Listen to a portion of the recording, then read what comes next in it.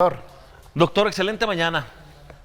Buenos días. Buenos días. Buenos días, Juárez. Bueno, está con nosotros el doctor Arturo Trejo. Ustedes ya lo identifican perfectamente bien porque pues, es nuestro colaborador de lectoescritura, de grafología, perdón.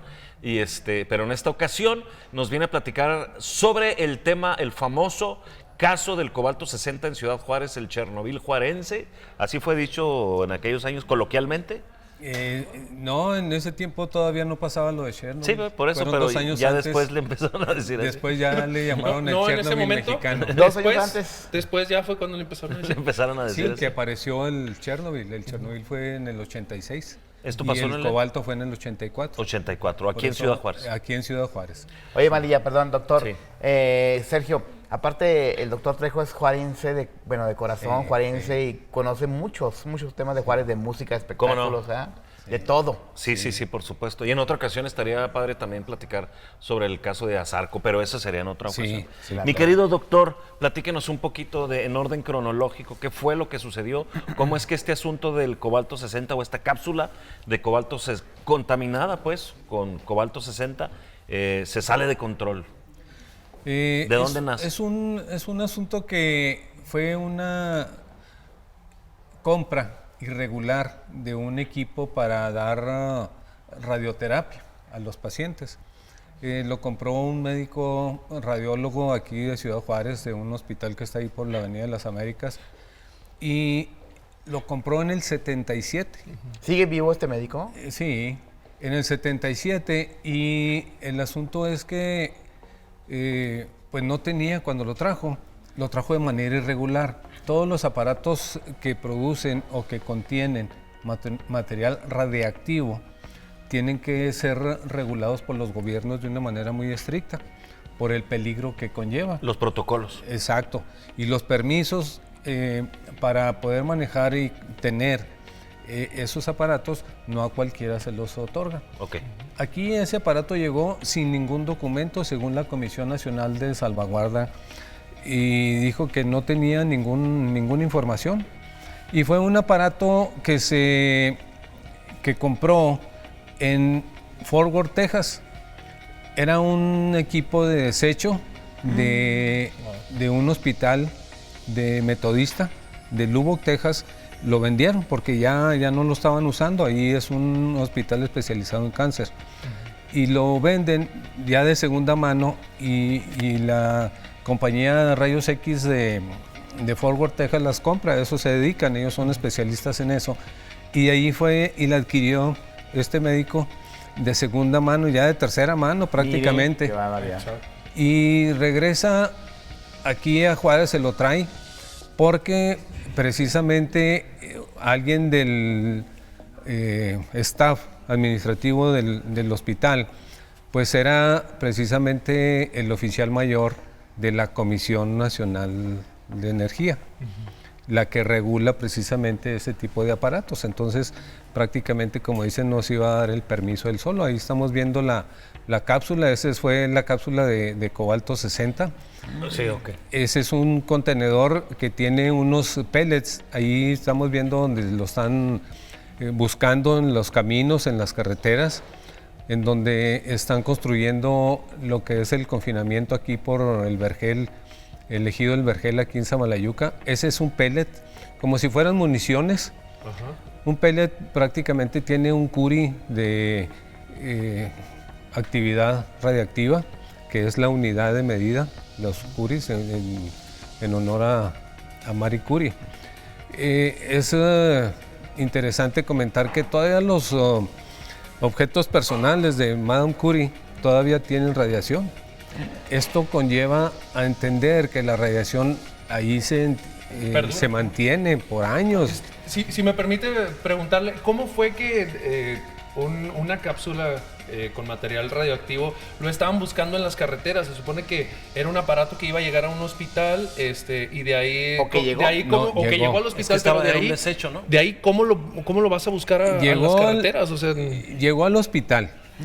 Y como no había el personal técnicamente calificado y autorizado, porque todo lo que es las quimioterapias y las radioterapias tiene que ser un personal altamente calificado, especializado y autorizado por la ley. Claro. Ok. Porque prácticamente son venenos que se aplican o tóxicos que se aplican al cuerpo humano. Entonces pueden producir daños irreversibles si no están bien aplicados. Mari. Entonces, perdón, doctor, entonces esta cápsula, en vez de desecharse, de llevarse a un cementerio nuclear, ¿se vende? ¿Es correcto? ¿A un yonque? Se vende en un yonque. Sí. ¿Cómo es? ¿Se Sí, convierte no manches. en varilla? La llevan a un yonque, pero Al como kilo. al kilo, como les llamó la atención, este señor Sotelo, Vicente Sotelo, agujeraron para ver qué contenía. ¿Qué? Y tenían, pues son cerca de 6,100 pellets que tenía, entonces son 6,000 más o menos cúbicos. ¿Quienes tuvieron el contacto directo murieron? No, ¿No? no todos. No Pero todos. tuvieron repercusiones en su salud. Algunas ¿Cáncer? gentes, no todos. Ahí estamos viendo cuando están La grúa. poniendo la camioneta Datsun, que era propiedad del centro médico, y la ponen ahí ahí está enterrada. Y está Hasta la camioneta y todo. todo, sí. ¿Dónde se transportó? todo. ¿Y en dónde está enterrada? Aquí en Samalayuca. Ah, en Samalayuca. En Sí. Samara York. Ese es el hospital metodista Metodista. de Ya- Lubbock, Texas. de ahí salió por primero, ahí ya lo desecharon. Y aquí estamos viendo de Los Álamos, que es el laboratorio nacional, en donde cuando ya vendieron al kilo lo que fue la cápsula, la mandan a Ceros de Chihuahua, la mandan a Gómez Palacio y a San Luis Potosí, material del Yonque Fénix. En esos 3 fundidoras, allí se mezcla con otros metales y sale material ya Contaminado con radioactividad. sí, varillas. Ahora bien, si ese material, ese material de construcción, se utilizó en casas, en edificios, sí. en otros hospitales. En 17,000 viviendas. 17. Entonces, esas Aquí en Ciudad más, en menor o mayor cantidad estarán contaminadas también esas construcciones, ¿no? Estuvieron contaminadas. Se hizo un rastreo y de esas 17,000, el cálculo que se hizo por el doctor Benson de Las Vegas, Nevada, que es un físico nuclear muy prestigiado, se detectaron cerca de 800 viviendas en las cuales había necesidad, de acuerdo a la norma oficial mexicana. NOM. Sí, había que destruirlas, que fue lo que se hizo, pero las demás se consideró que era pues razonable dejarlas porque estaban cubiertas de cemento, como son varillas para la construcción.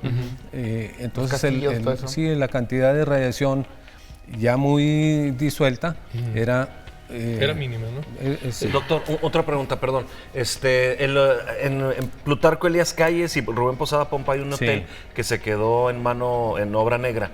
¿Es verdad que ese hotel se dejó de construir porque se construyó con varilla contaminada? Lo que yo conozco de ese hotel es que es de la familia Iglesias. Ellos se dedicaban a la compra y venta de metal nuevo.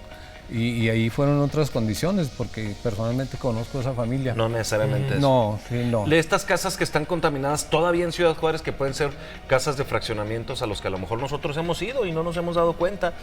¿Cuánto tiempo pasa, doctor? Porque, por ejemplo, en el asunto de Chernobyl, para poder volver a habitar la ciudad, supuestamente tendrían que pasar 20,000 años, es un mundo. Sí, 20,000. No lo vamos a vivir. Estas casas, ¿cuánto tiempo va a durar la radiación, vaya, o el material contaminante? El cobalto 60, cuando ya el hospital metodista desechó ese aparato, esa bomba de radioterapia, y más o menos ya tenía una vida media de 50 años. Ya va disminuyendo. Y cuando se disolvió, se mezcló con otros metales, disminuyó más todavía. El uso que se dio para el mismo fue muy poco, decían las autoridades en ese momento, pero es cuestionable porque el chofer, y yo tuve la oportunidad de platicar con él brevemente, y le platicaba yo a Alonso, él se extravió en la carretera y casualmente pasó por Los Álamos, en Nuevo México, que está como a unas 30 millas de Santa Fe. Y por casualidad, él detectó radioactividad, ese centro, que es de los más especializados en el mundo respecto a la actividad nuclear. Si no ha pasado el camión con las bases de mesas que hicieron en la maquila Falcon. Oh, que ya venían contaminadas. Ya venían contaminadas, pasó por allí y detectó los contadores que tiene ese centro. O detectó la actividad radioactiva por ahí cruzando y rápido llegaron casualmente. Entonces revisaron las cámaras y vieron que era un camión precisamente de la Falcon, en donde iban bases de mesa metálicas como las que puede haber en cualquier casa, en cualquier negocio, un taller. Y pues le siguieron la pista y encontraron que el asunto venía de Aceros de Chihuahua. Wow. El problema es que Aceros de Chihuahua pues pasó a ser o era del gobierno y el gobierno le compró casi 6,000 toneladas de varilla. Increíble. Es impresionante. Doctor, en términos ¿cómo podemos decir? Yo sé que Chernobyl fue una cosa totalmente diferente, fue un dramatismo tremendo por la explosión, esto, lo otro, o sea, se vieron envueltas muchísimas más cosas, pero en comparación de la contaminación que se arrojó en Chernobyl a comparación a lo que pasó en este lado, hay muchísima diferencia en el sentido de la gente que se enfermó, la gente que sufrió las consecuencias. Yo sé que la catástrofe fue una cosa, ¿no? Y eso no es cuestionable. O sea, el Me daño refiero colateral. al daño colateral. Una negligencia, ¿no? No se compara. Chernobyl es algo terrible, o sea, es algo tremendo. Hasta la fecha tenemos contaminación muy grave con lo de Chernobyl. Y un dato curioso, ahora que los rusos entraron a Ucrania, fue lo primero que fueron a revisar, el Chernobyl. Ese es un secreto que tienen ahí los militares rusos. ¿Cuál fue el motivo? Eso pertenecía a la URSS todavía, ¿verdad? Sí, en aquel tiempo todavía Ucrania pertenecía a la Unión de Repúblicas Socialistas Soviéticas. Entonces, Aceros de Chihuahua pasa a ser del gobierno federal. El asunto era que eran miles de toneladas de varilla que iban a hacer con ellas, ni modo que se las regresaran ellos mismos, ya estaban compradas. Entonces había un ingeniero de apellido de nombre Hermenegildo, que era el responsable técnico de la Comisión Nacional, y le encargaron que hiciera un estudio para validar el uso de esa varilla contaminada. Y el estudio que él manifestó, que presentó, fue que se podía usar en la construcción de los puentes en las carreteras, que la exposición era mínima. Okay. Eso dijo él. Sí, pues la pasadita en los puentes. Pues de pasadita, ajá, exactamente, no es como que habites en el Exacto. puente. De lo malo algo, ¿no? Entonces, ese fue uno de los usos que se dio, pero fue la Secretaría de Salud presentó una denuncia penal. No pasó nada. Ahí quedó. Sí. Lo que fue la Comisión Nacional de Salvaguarda presentó denuncia penal y tampoco. En aquel tiempo era el licenciado Ricardo García Ramírez, que era el procurador de la República. Y Francisco Labastida Ochoa era el secretario de Energía. El doctor Soberón. Precandidato a presidente de la República, ¿verdad? No, primero estaba Salinas de Gortari. Sí. Ahí era el de presupuesto en ese tiempo. Y pues él, Labastida Ochoa tenía de oficial mayor al señor Licón, que era miembro del staff del hospital que está aquí en las Américas. Wow. Y ese señor Licón era el jefe de la Comisión Nacional de Salvaguarda. Entonces, por ahí fue que no pasó nada, ¿verdad? Por ahí puede ser que no pasó. La semana pasada, precisamente que hablamos de lo de Chernobyl, fue inevitable tocar el tema de la famosa leche contaminada de Liconza, sí, donde queda claro pues los que un acto de corrupción pues prácticamente se convierte en un genocidio, porque hubo muchos niños que murieron por estar tomando leche contaminada. Este caso pues va de la mano de lo mismo, ¿no? Sí. Hubo actos de corrupción, sí, que repercutió en la salud pública. Sí, el doctor René Franco Barreno, que murió, que en paz descanse, él manifestó que había sido una cosa tremenda el manejo que habían hecho las autoridades de este asunto del cobalto. que se calculaba, porque fue allá en la calle Aldama, más o menos unos 300 metros de la línea con Estados Unidos, y yo estuve en una reunión en enero del 85, un año después.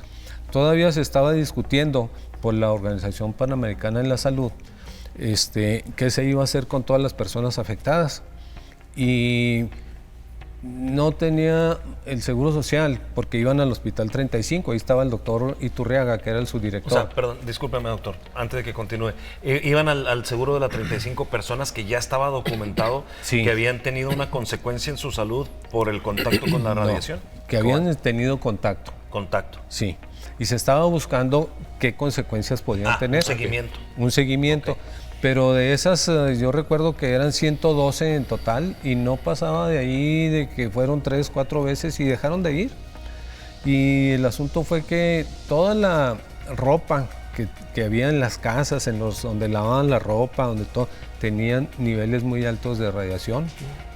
De la manera en que recogieron la tierra, los empleados de Aceros de Chihuahua, los del Yonke Fénix, los de la comisión estaban parapetados atrás de tambos llenos con agua y dándoles instrucción de lejos a los trabajadores del Yonke y de Aceros de Chihuahua qué hicieran, cómo lo hicieran.